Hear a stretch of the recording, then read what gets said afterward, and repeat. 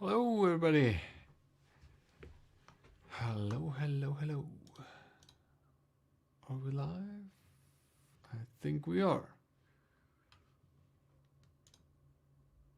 Just waiting for the host. Yes. Okay, cool. Let's quickly wait for a few people to come in and say hi. All right.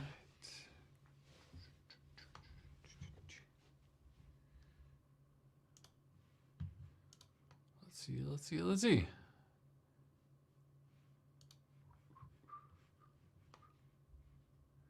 Okay. I think it works. Yes, it seems to work. Hi, everybody. How's it going? Put a quick hello in the chat so I know it works. I think YouTube is starting up. Are you not live on YouTube? Yeah, Vishnu, I am. I should be also live on YouTube. I haven't checked it, but in my tool here, I can see that a few people are watching on YouTube. Yes, yes. Hey, John. All right. Hey, everybody. I'm a bit earlier today because I need to go in 1.5 hours here. So, no, 1 hour and 50 minutes. So I thought I'd just jump in. A daily stream keeps going. It's third day in a row. It's unbelievable. I know. Hey, Corey. Hi. I know. It's unbelievable. So yeah, today I want to talk a bit about time series databases. I don't know if you have already worked with time series databases. They are very useful, especially in situations where you have some kind of devices that send you data and do measurements. So everything that is time-based is a very, very good thing to do, or a good thing to use then with time series databases. So, and today I've been checking out a new database. I've been checking out TDengine. For my course back in the day, I used InfluxDB, but I'm also always going to look for something new. And TDengine actually contacted me to create a video for them about TDengine and speak a bit about TDengine. But that's not this one here. This was just before the stream. I was trying it out and like getting into it, because you know me, I always like new tools. I like to see how people are doing it, how tools do it differently. So I'm going to show you quickly what I have done. It's not good so far. I had a bit of problems, as always when you do something new. So we're going to talk about this. Manoj, hey, hello. Yeah, put your questions in the chat if you have questions about data engineering and so on. Put them in the chat. We're going to talk about it. And yeah, have you already used a time series database? That would be interesting. If you used the time series database before, then put 1 in the chat, and if you haven't, then put 2 in the chat, please. So I get a bit of a feeling if you have already done this.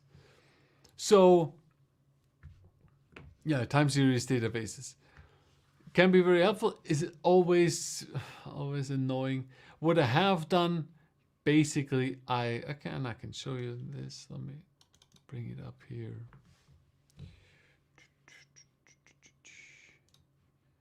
I have, okay, I see a few 2s. All right.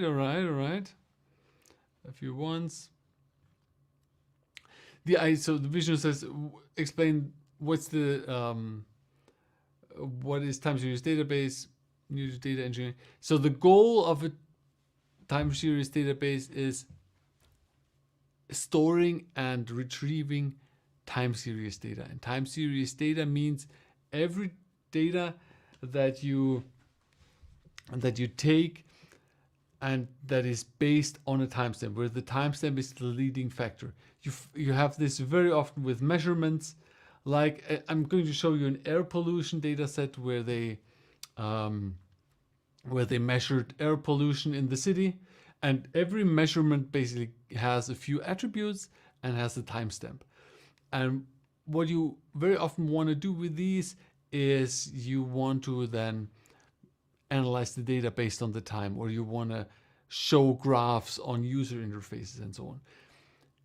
The thing is, these time series databases are specifically made for this, so the time with hour and so on is the leading factor, is the important part. Where on others it's an ID or something, and you have to, or where the timestamp is just another column in the database. And with time series databases, it's always different. With time series databases, the actual timestamp is very important. So what I've taken here, and I can show this to you here. So what I have done is I've taken the time series database. That's the Beijing multi-site air quality data. That's from UC Irvine Machine Learning Repository. That's the thing that everybody uses all the time, and I do too for my courses. If I look for an open source dataset, a free dataset, I'm using sometimes from Kaggle, but very often these open source ones go back to UCI. So this one, what this basically has is you have here in your data set, you have these columns here, you have a row number, which we don't need. You have year, month, day, hour columns. Then you have different measurements, and also like temperature, pressure, rain, and so on, and the station name where it's getting measured, right? So that's the information that we have in this. And here are the basically the values. What's the name of this? The description of the value, right? And now the problem is, so what I've done, I've taken this and I've stored this on my drive here. I download these folders, and when you look at these files, let me make this a bit bigger. Then you see how these files look. Basically is year, month, day, hour. That's individual columns here. And then minutes and seconds are not here because there are no minutes and seconds in this. These are long-term measurements, not very quick, or microseconds is also not here, right? These are quick measurements. See, yeah, and basically that's how this works. So CSV file. Now the first thing, as always, now I have this. Can you store this usually in your time series database? No, you cannot store it this way because individual columns for year, month, day, hour will never work. And that's also with TDengine. So what I did is I created a TDengine account. It's free, and I want to try it out, right? I want to see how this works. And the interesting part here is in the data explorer. Can I make this bigger? Yes. I basically created a database, air quality, and in that air quality, I created a data table, right? Or is that called a table? An S table. And in there, I created data tables for every station that I have. And basically, then in this station, you define the columns. You can also, I think you can also define the columns here on top. It's a bit fumbly here with the things here, right? You can add here your columns, and then every table below also gets these columns. I tried to add the timestamp, and I tried, because timestamp is necessary, right? It's a time series database, it's necessary. And then I tried to add just one column of this dataset PM 2.5, bring it up here. PM 2.5. That's that here. So I was just trying to do that. Tags the station for the identifier basically. That's what I tried to do. Now, when you try to import data in here, and you can do this with CSV files and CSV here, then you see, okay, this is how the timestamp should look, right? The timestamp should have this format here, a single column in your file, and this should then have this standard timestamp format. Now, what you need to do, and here's where the engineering comes in. So what I did is I just created a quick piece of code. And in this piece of code, I basically read the file. And that's from one of my courses. I copied this from the InfluxDB course because it's literally the same thing. And the idea is you have your columns here, year, month, day, hour. And what you do is you create for your data frame, and you create a lambda function that takes every row and then basically then formats the timestamp into a single column, into the timestamp column for every row. And then here you define your format: year, month, day, then the T that you also had here, right? The T, then hours, minutes, seconds, hours, minutes, seconds. And I also add here the microseconds and then the C at the end. And C at the end. Then I dropped the set the timestamp as the index, and then I dropped the year, month, day, hour, and the number, because we don't need that. And then I just set here float, right? And then for this back in the influx, I then did the actual import in this, but now here this is just stored back as a CSV file. Quick and dirty, nothing too serious. As you see from my comment here, I commented here, create timestamp out of the 4 columns needed for influx, because influx uses the same timestamp format. And I think when we search for this is one of the main formats that you see all the time. Let me see. Is there actually, when we Google this,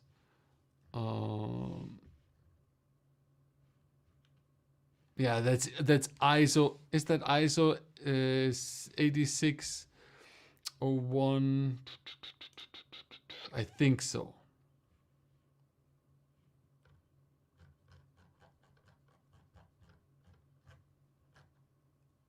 Yeah, exactly. That's the ISO format. ISO 8601 format that these things always use.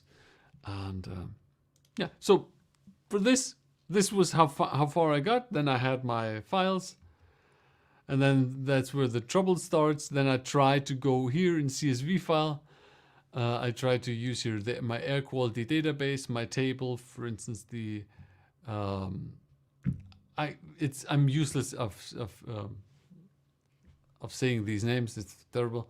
And then I uploaded my file, and this is where the trouble starts. TDengine here. Boom, boom. Let's use my CSV file. I just dropped the CSV file in here, right here. Here it is. It's saying it's in here, and then I press submit. Submit, and then it says here internal server error. Nothing. No message. No nothing. I didn't get any further. Typical with these kind of databases.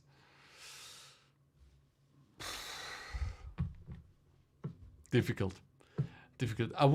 I hoped that I just could go in here and quickly, okay, let's drop some data in, because they have a few cool things like data out. No, what was it? Visualizations that you can easily connect Grafana and Google Data Studio to TDengine, right? You have your cloud TDengine, and you quickly connect the Grafana dashboard to it, and then visualize it. So that's what I wanted to do, but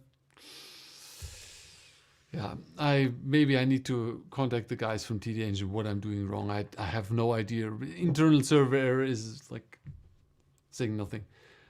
But the cool thing is, if you have this, like with Grafana, do I have a Grafana dashboard? Maybe you haven't seen Grafana. The cool thing with Grafana is that do they have some example here? Yeah, that you can create dashboards like these. Of course, this is just for some memory and server requests and so on, but you could now create dashboards for each individual, or for the stations, or for other data, and then have the different monitoring values here, and you can set alarms and so on and so on. So that it's pretty cool. Yeah, but I'm a bit annoyed by this. Let's see if I can fix this. I've used Amazon TimeStream. Never heard of TDengine. Is it similar? I haven't used TimeStream, but very often these time series databases are quite similar. The cool thing with TDengine is that that's why I want to do this for the client. And look into it, because it's not like TimeStream, which is only on AWS and only for for this. You can actually, and I have the link here, you can go to Docker Hub and you can easily just go in and get yourself and you can get yourself the container on Docker Hub TDengine. It's been up, for instance, this one has been updated 2 days ago. And you can just pull the container and run this on your own server, on your own machine, and you be platform independent. And that's what I always like. So that's why I want to look into this more. Yeah. But otherwise, these in details, they're always a bit different, and performance wise, sometimes this one's better, sometimes this one, depends on how much data is in there, and scaling and pricing. There are many factors. And yeah, is this new? I don't think so, because TDengine ranking, my prime site, TDengine ranking here. No. Well, overall it's 122, but we need to look here at time series databases, where TDengine, it's actually going up, right? It was 15. Here it was 15 before, and now it's 9. So it's upcoming solution. Let me see if I can put this into English and see the trend charts. Let's just look at TDengine here.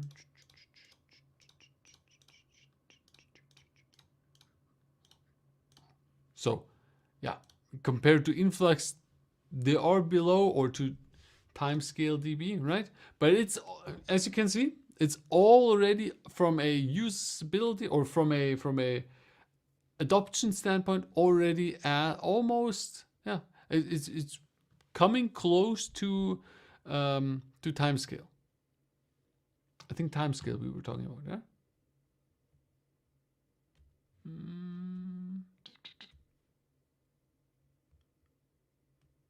Yeah. So that's something that I'm looking for, and what I like. A few questions. Timescale, TimeStream was the other one, right? Was actually TimeStream here on this?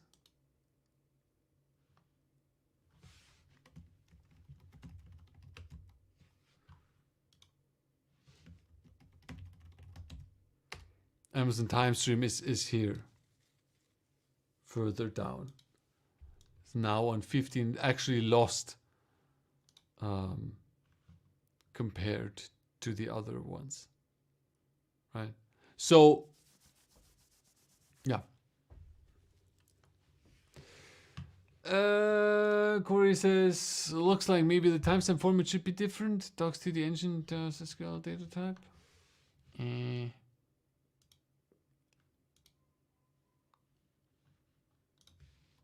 I have TDengine docs?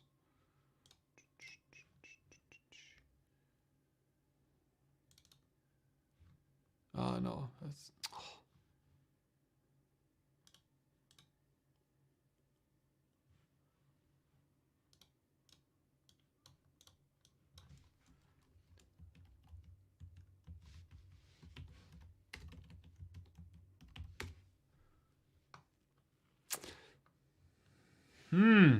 Maybe Corey. Is it? By using TDengine store quality, most important part of the timestamp. Timestamp must be specified when insert rows. Timestamp must follow the rules below. Must be, yeah, it's a different format here. Huh? But why is it telling me then this? The current timestamp column supports only the value as this. For the adapt the REST API supported. Let's quickly try this. Let's see if I can mess this up here.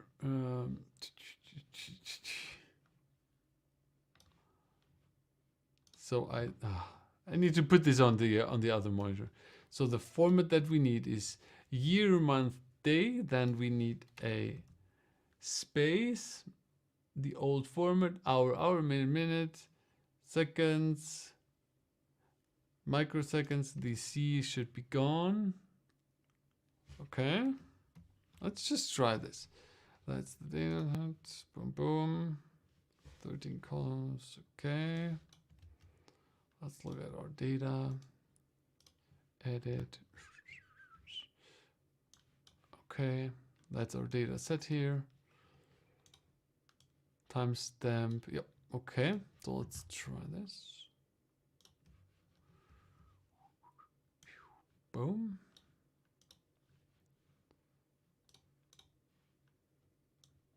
Yeah, most likely, Corey. Most likely it was again was my mistake because I fucked it up again. The problem very often sits in front of the computer. Internal server error.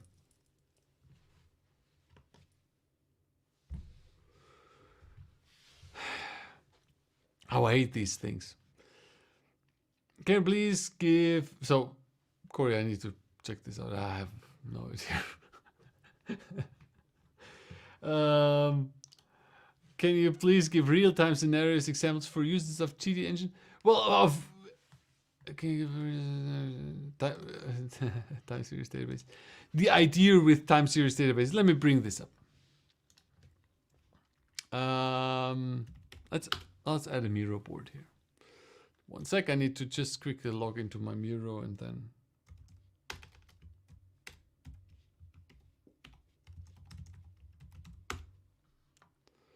Then I can show this to you. Live stream. What's the live today is 2023 06 21. Okay, here we are. The idea with the time series databases or some use cases are okay. You have your database here, right?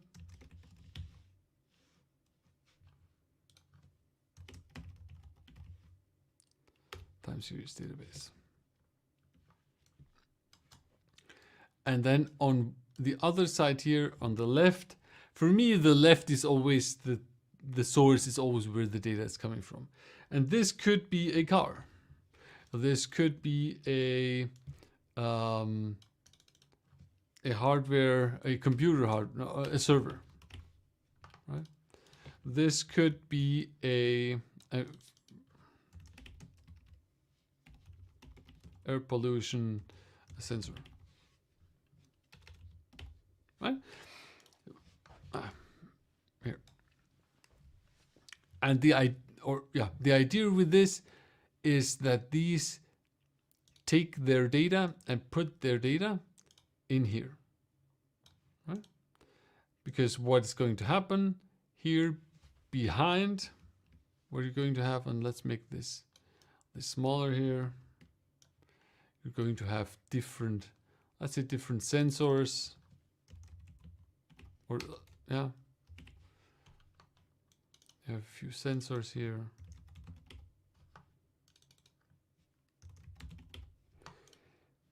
And these basically belong to the car, right? They all do measurements, and then these measurements go into the bus of the car, and then the car sends the data to the cloud, to your time series database. And on the right here, this is where you are, where you have your, for instance, your user interface, or your slash monitoring.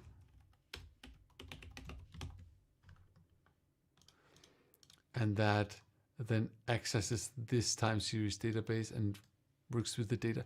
This is always the case. So what's happening is, while the car is driving, the car is going to take measurements every second from these sensors, and it's going to most likely store that data. And then every minute or so, it's going to send you the data through times to your database. That's the overall idea to it. Or faster, it doesn't matter, right? The goal is, this is not any relational database. This is a database specifically made for time series data. That means it's easy to fill and also easy to query. Because it's optimized for sending you not just individual rows, but like a how's it called? Like over time, it's going to send you a I'm missing the word, but you know what I mean? You know what I mean?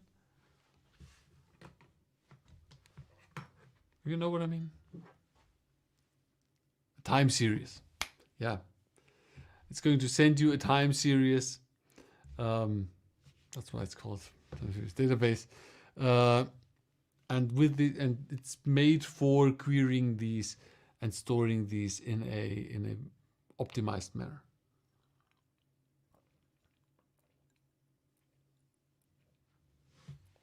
And this is basically real time. Very often, of course, what you would have is these things would not be able to directly access your time series database. Most likely you would have in front of here, you would have some kind of a gateway.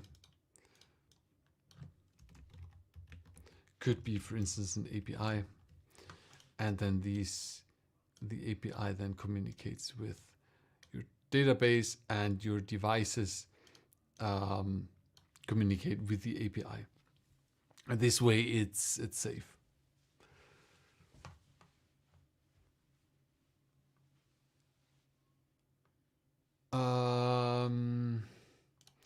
Are there any data type restrictions in time series database or beginning of a life? You spoke how columns. Yeah, no, not really. So we can also look back at TDengine when you create here in your, let's say, master table. When you add here a new one, you have, I'm in the way. Let's see. You have a larger option: int, big int, float, double, small int, timestamp, boolean, characters. So that's not really the thing. The thing with time series databases is that they are specifically made for this, and not like a relational database where you have your tables and where you have primary and foreign keys and relations between the tables. That's not what you have with the time series database. Very often these tables are more like larger tables, where you put your data in. Like we could do it here, or that we see this like this here, right? We have a tag with the station, and so every station would be in the same table but would have a different tag, for instance. You know what I mean? But data type wise, it's pretty straightforward. The thing is, it's not like a relational database. There are no real primary foreign key relations between the data. Because usually when you think of the car, from our example here, each car stands on its own, right? It's a entity on for itself. Has not directly is not related directly to other cars, although yeah, it's together with them in the time series database. But that's a typical streaming way, typical use case for this. Yeah, so that's where I'm at right now. I'm going to look more into this. I think, as I said, these kind of databases are very interesting. It's always fun to play around with something new, especially if it's something open source. And yeah, I think TDengine there's potential. That error I don't like, but has potential because they also have the cloud, and I really like this. That if you want to have a quick start and you don't want to install something on your own, you can use their cloud platform. Although others have this as well. So yeah. Okay. Any more questions? More questions? I have a bit more time. Put your questions in. Otherwise, I'm going to look if I have something else here. Let me close up these.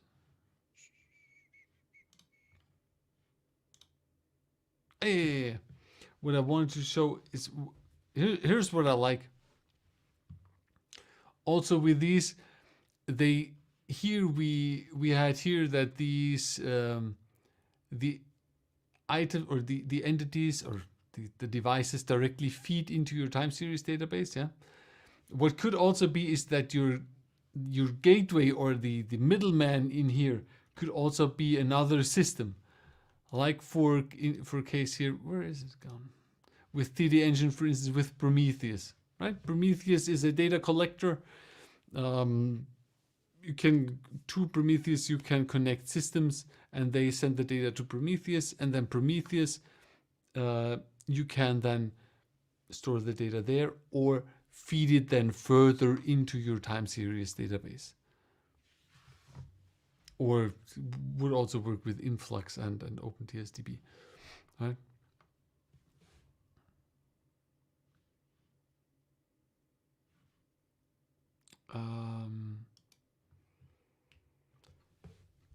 Can you share the URL you use to compare time streaming service? Yeah, it's pretty simple. What you just go to Google and search DB engine ranking, and it's literally the first here, db-engines.com. DB engines ranking. The cool thing with this site, I use this all the time, is on the left here. It's again German. One sec. The cool thing on the left side here is that it's also ranking these based on category.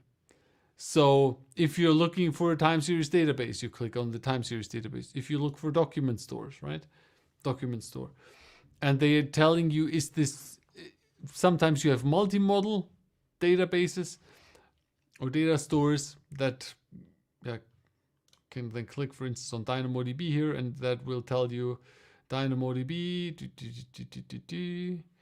primary database models, document store, or key value store, right? So that's a very good site, And the nice thing is that they give you here with they always give you the trends, so you can actually see the trends, what's coming up. So Snowflake is very interesting here. Snowflake, right? Boom, coming up here like crazy. Yeah.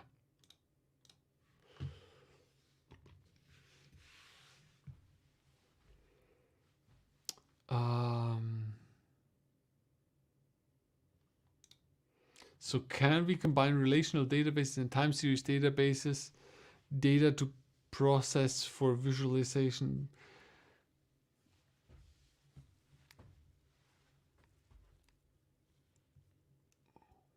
You can. Usually what you do, yeah, that's actually a good idea. What you could do is that you keep your time series database. This is for the measurement. This is for measurements. And then you have a relational database on top here.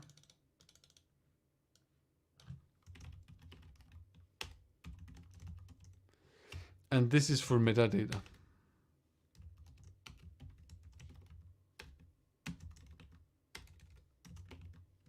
So basically data that is fed from somewhere else, that is more the relations between the sources, not something not really related or not time series related, metadata for the car, like here, right? So this would be here like this, and of course this would lead to the data, right?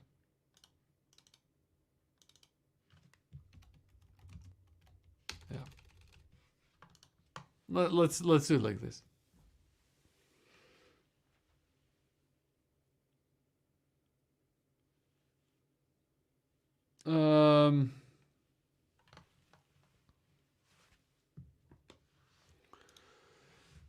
You shown our analytical use case yesterday's live stream. Do you have something for transactional use case diagram?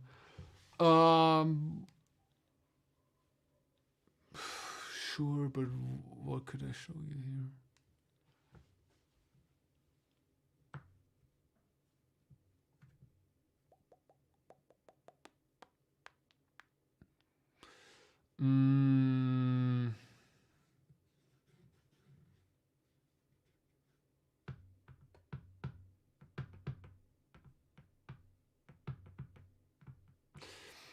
The idea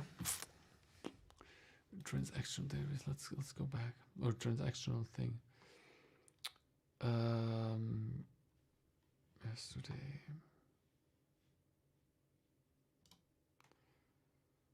So we were yesterday here.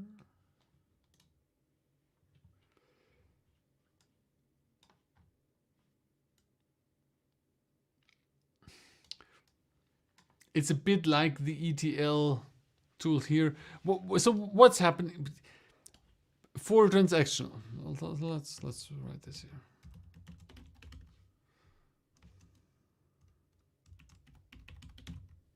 Let's just make a small transaction data pipeline, right? So what's going to happen with a transaction database usually? What you have is you have your database. OLTP database. Database. Online transaction processing. Right? This could be any relational database, or this could also be a NoSQL database. Same thing as we had with our time series database, could also be here, right? And then you have a data source. Data source. This could be, for instance, I don't know, could be a web store or something, right? Or your online store. So what's going to happen is when somebody does a sale, right? Oops.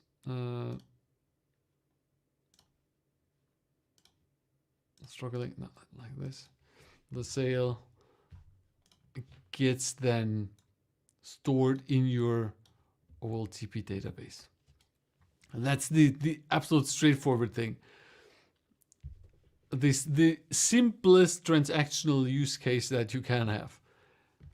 Somebody buys something in the store and your database is going to store that transaction and or store that invoice or something, right? You have a data source, something happens, it gets logged. And on the other side, you might then have another, either you have a visualization, or let's say you have your web UI here as well. Right? And that web UI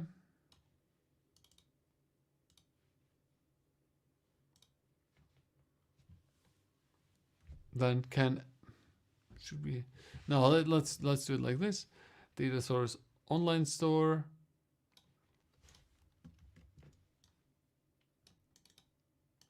And then we have our visualization for the online store where you then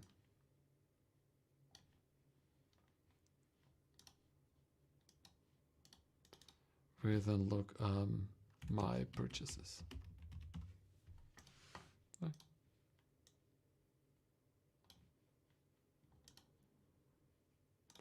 And that is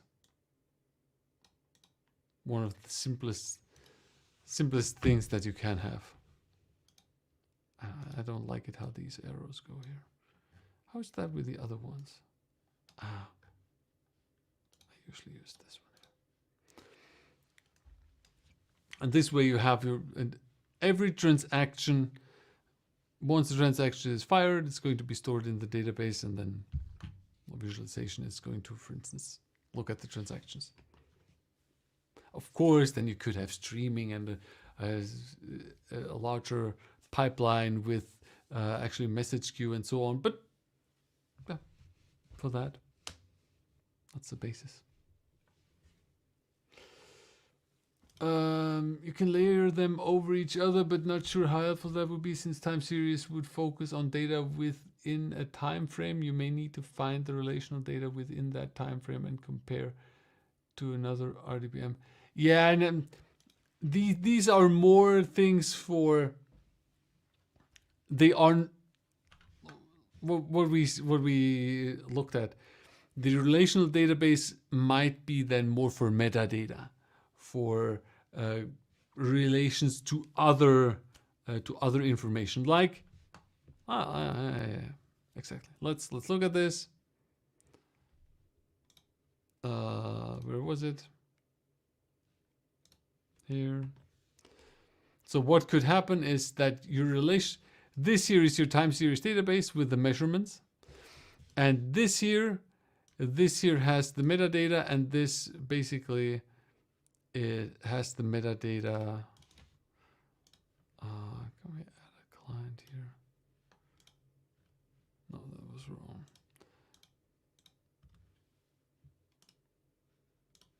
So you have your client here, and this has the client information here.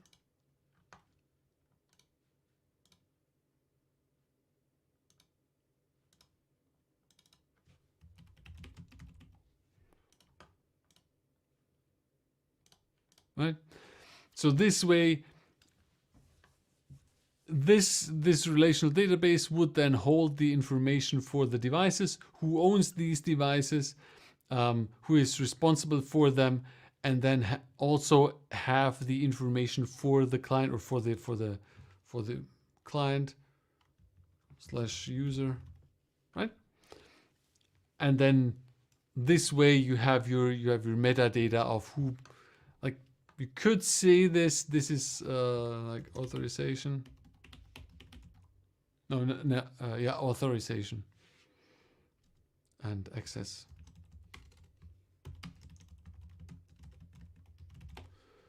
Access management could have through this. Oh no, here. Yeah, here, right?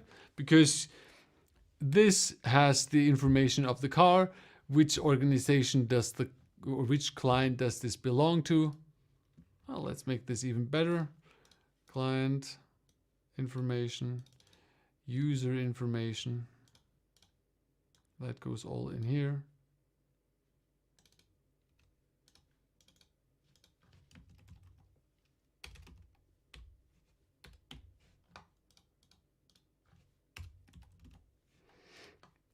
Right, and this way, this user interface then here could very easily then look, okay, this user is coming here. To which client or organization does this user belong? What cars is he able to actually view and access? And this way, you could use your access and authorization here through this, right? So that's where it makes sense to then use a relational database additionally to the time series database. Yeah, that's the typical use case. I had that before many times. That's what you do very often.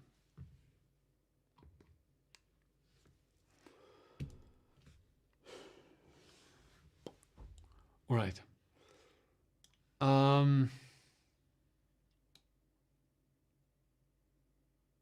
Yeah. I don't know anything else.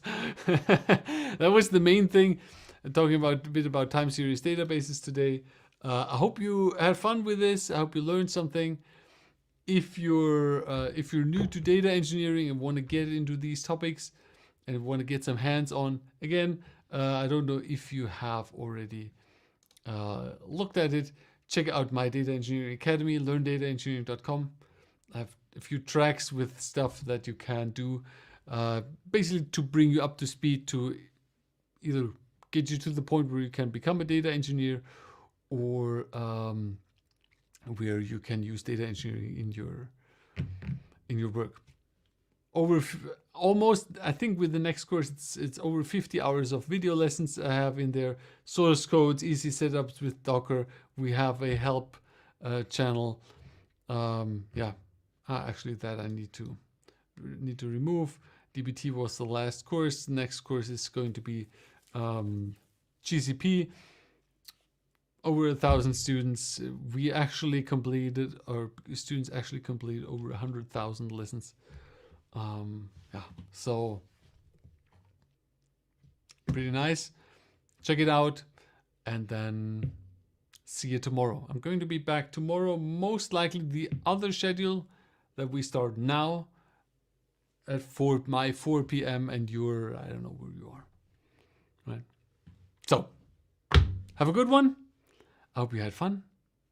See you next time.